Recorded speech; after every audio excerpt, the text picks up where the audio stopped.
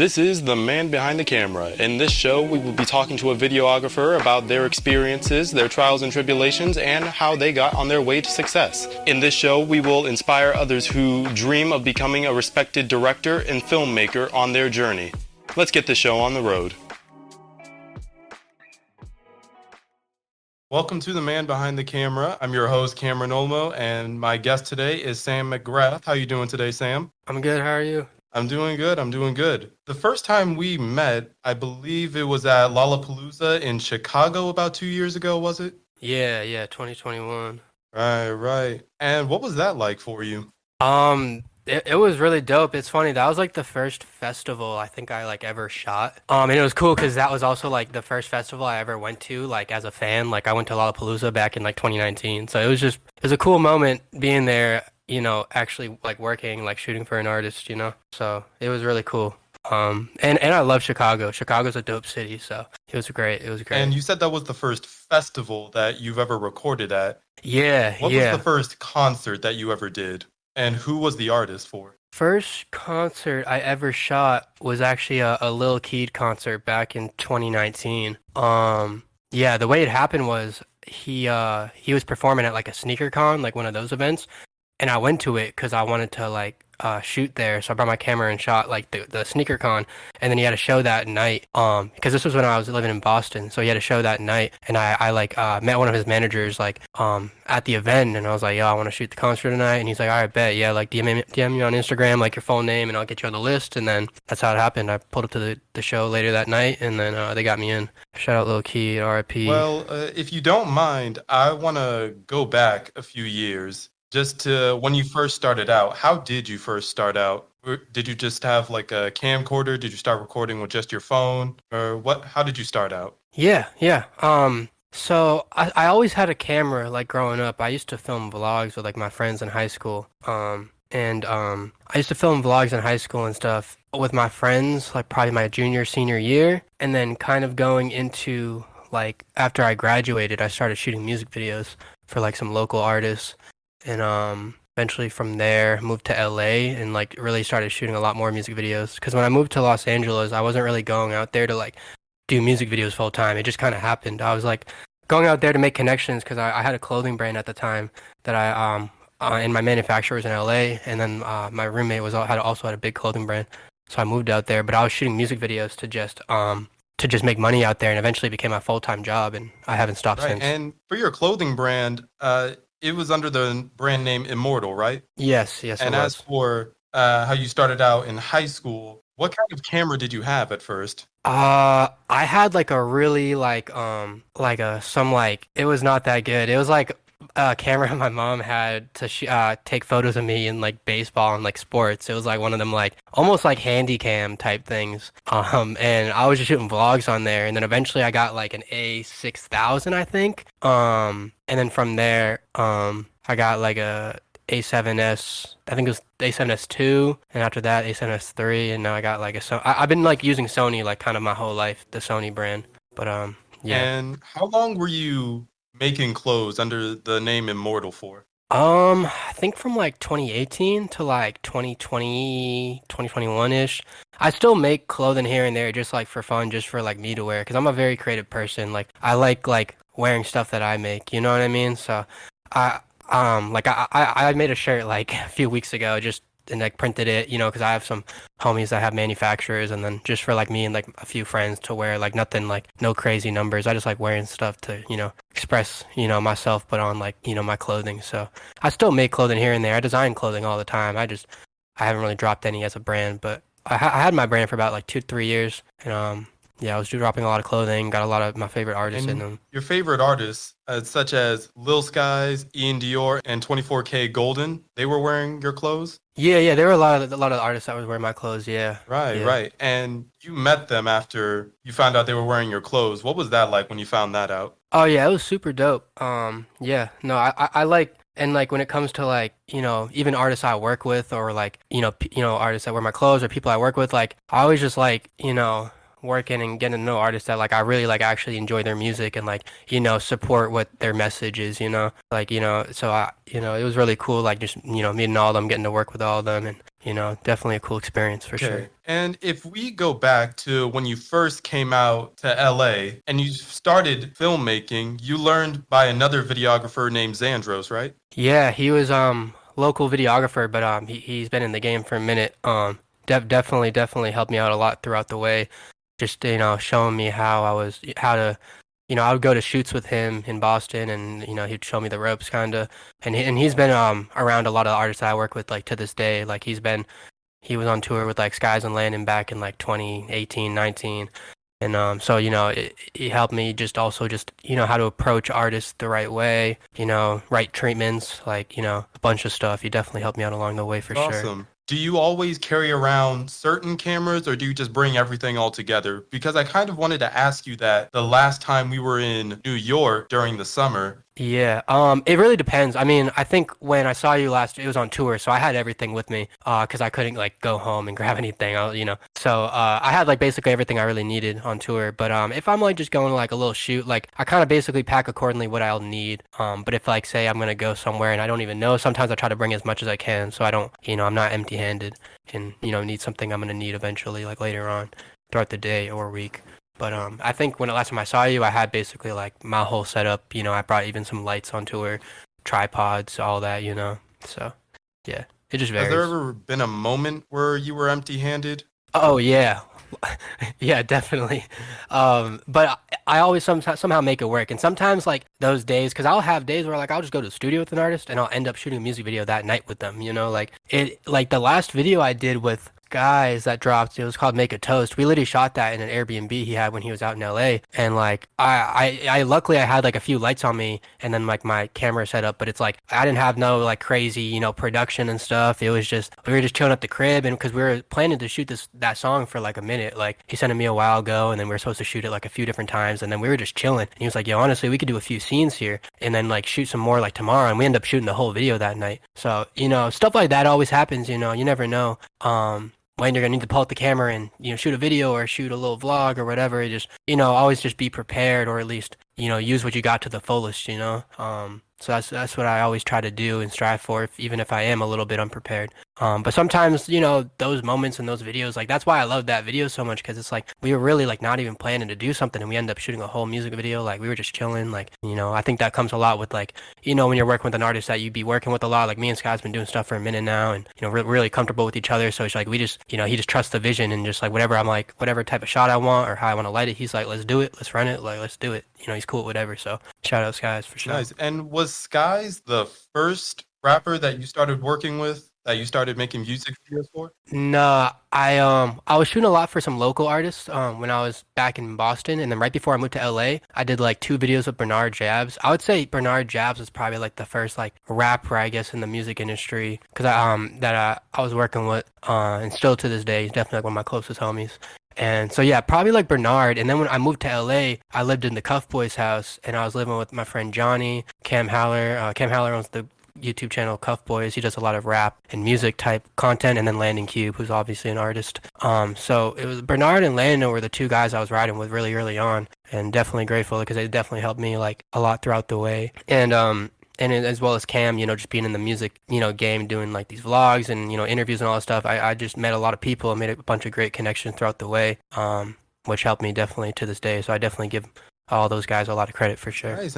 And as we talk about your journey as a videographer, a director, what kind of obstacles have you faced in your journey? Like what kind of issues have you had to come across and just move on from? There's obviously, with anything in life, there's always a lot of ups and downs. And, even sometimes it's just, a mental thing where it's like, say like, because I try to not really compare myself to other creatives, because I feel like, it's a If lot you of. do that, then you feel like you're going to downsize yourself, basically. Yeah. So I try to keep a really level head and know, because everyone's come up is going to be different, and everyone is getting different opportunities, and so I try to not get in my head too much. But there definitely is ups and downs that happen throughout the way, Even just like, for example, being on the road, like traveling, like I'm getting like no sleep on tour, and it's like, that's definitely draining for sure, It's just, little things here and there. I feel like it's not even just as a videographer, it's just as in life, as being a creative, like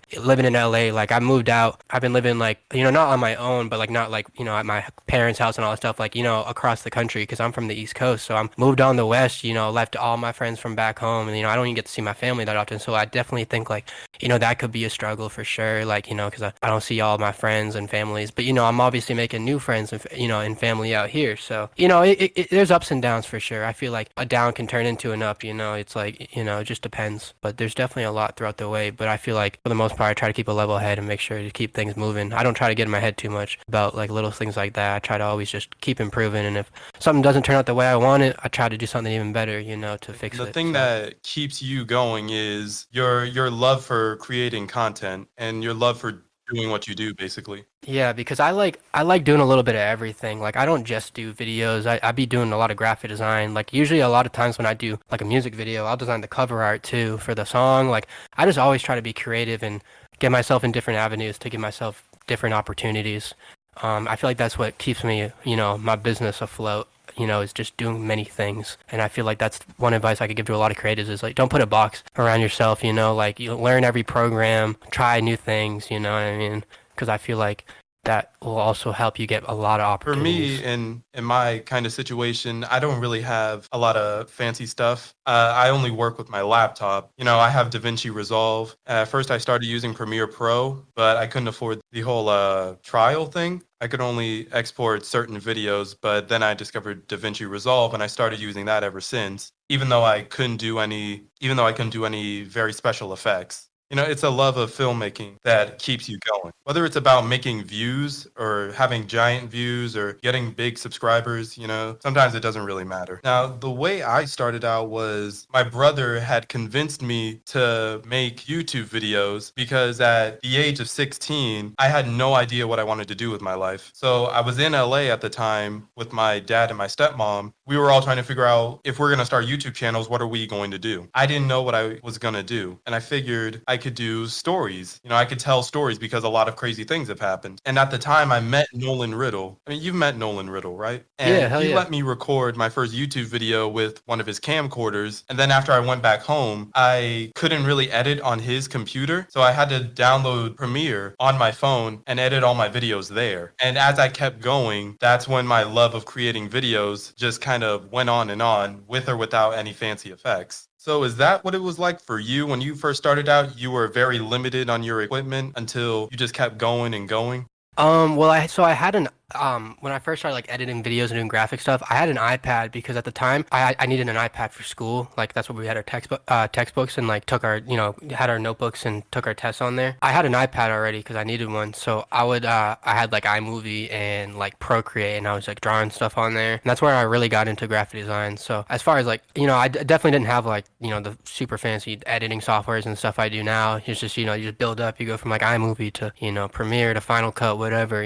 So depends on what path you want to take. But I had the iPad and I was making designs and editing videos on there. That's how I started. Even on my phone too. Like I was shooting stuff on my phone. Like a lot of the vlogs I was doing was on my phone and then like on my mom's camera. So I just kind of made do with what I had and then upgraded as I started expanding and finding what I And needed to after get. you graduated from high school, like what were your main plans? Or did you just kind of go with the flow and continue everything? Did you ever want to attend college? Did you ever want to? Yeah, so when I was in my junior senior year, in the summers, I would go to this graphic design like kind of school, like camp. So that's where I really like started getting really good at graphic design, learning all the programs and stuff.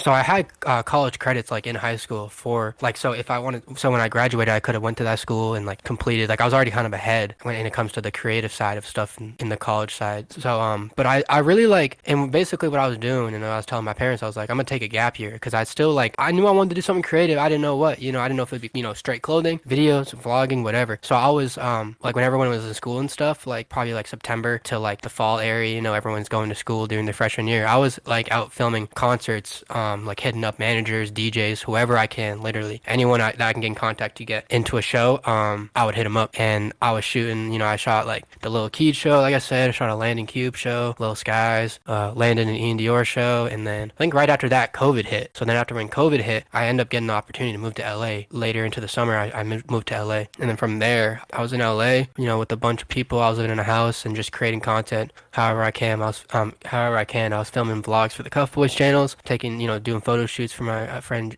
Johnny's brand Ransom, and then just shooting a lot of content with Landon. So, definitely I was definitely blessed with a great opportunity because I had a collab with Johnny Ransom, and back in October of 2019, and then we kind of just became cool ever since. And then he hit me up in like March of 2020 that he was getting a new crib and wanted me to move out there, and that's how I got out there. So that's kind of like was my plan basically after high school. Like it wasn't really like I didn't even expect that to happen. It just kind of happened, just making the connections. And as you've all been that. going on, your skills have improved, right? For sure, definitely. I've learned a lot on the way, just about filmmaking, editing, like Right, everything. right. For sure. And for your equipment, basically, you say you've always used Sony. Yeah. I just and it's nothing like against all the other brands. It's just what I've always known and like what I've always had growing up. So I was like, might as well stick with it. They Do make you great think you'd gear. ever be open to like using other cameras like Canons, Nikons, or something like that? Oh yeah, for sure, definitely, yeah. Definitely. I feel like a lot of videographers that like selected into a brand kind of get what I'm saying when I mean this. Like it's just because I've been with Sony for so long, and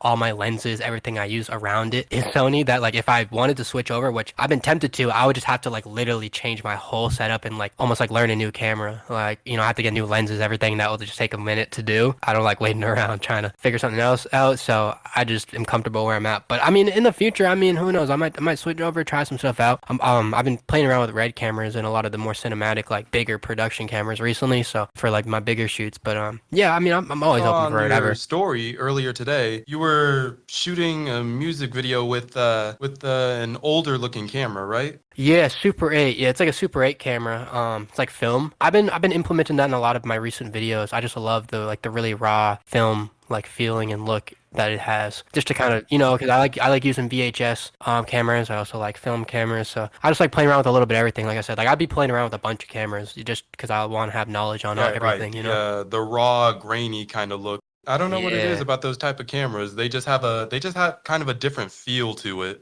I mean, 100%, sure, definitely. the HD is always nice, but when it's all grainy and glitchy, for some reason it just kind of hits different, you know? And Yeah, as definitely. for your entire career and your journey, at what point in your life was there a defining moment where you decided this is exactly what I want to do? There's nothing else. I don't know if there was like an exact moment, but like I mean maybe if anything when I was like in LA and I'm probably when I moved to LA and it was like just started shooting a lot of videos and it was just like I don't know because I growing up I feel like a lot of kids that are creative like like they look at LA like in the movies and stuff they're like damn I want to be there one day so like when I got the opportunity to move out there I was like yeah like this is what I want to do because growing up too like I would watch the Cuff Boys like channel and watch all the vlogs with Landon and Sky so like now being like a part of it is just like definitely like a blessing for sure. And I was like, so I just feel like it was definitely like a surreal moment. So I feel like, I guess probably when I moved to LA, I was like, yeah, this is what I want to do for sure. And it's not even just necessarily like, oh, I definitely want to do just videos. Like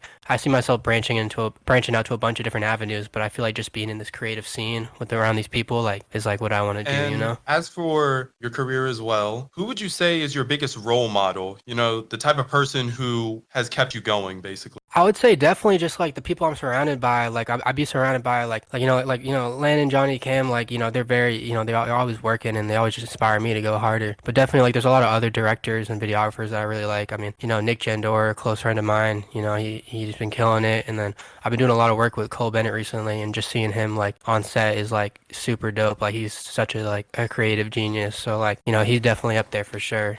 I feel like I always learn a new thing whenever I'm on set with him. So So every definitely. time you go to a different video shoot, you're pretty much, even if you're recording and helping out with everything, you're still trying to learn something new, right? 100%, yeah, definitely. I always, wherever environment I am creatively, I always try to pick up something new, and just put it into my routine, to better what I got going Nice. on. And as everything has been going on, what would you say has been the biggest performance you've ever recorded or ever been a part of? I mean, I feel like there's been a bunch of different, I feel like that's like a, very, it could, a lot of people could kind of say what one would be my biggest, but I mean definitely like the whole tour with when I was on tour with Ian with MGK, like that was one of the biggest tours of that summer. So definitely like any of those days would be definitely one of them. I've got to film Chief Keef at a lot of recent Rolling Loud events, so that's definitely would be a cool one. Yeah, it really depends. I've filmed like Landon and Skies at Rolling Loud, California. That was like a huge set too. So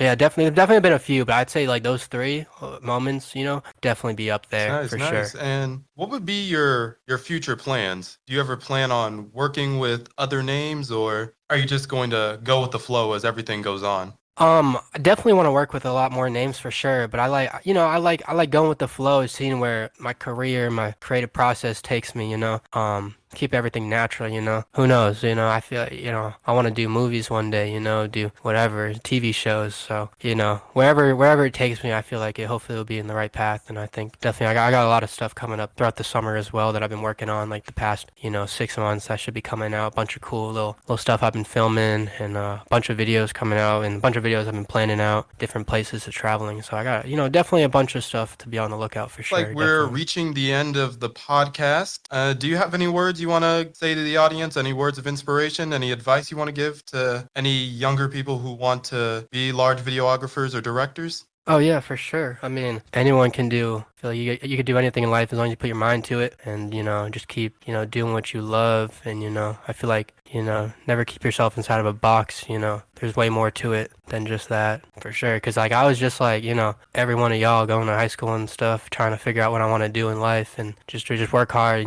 I feel like manifestation is like a real thing. What you put out in the world, can come true, good or bad. So, definitely make sure you do Great, what you great. Well, it love. was nice having you on the podcast, Sam. You have yourself a nice day. Yeah, I appreciate you. Thank you. Thank you. Appreciate Well, y'all. nice seeing Thank you, you. man. Nice seeing you. Thank you.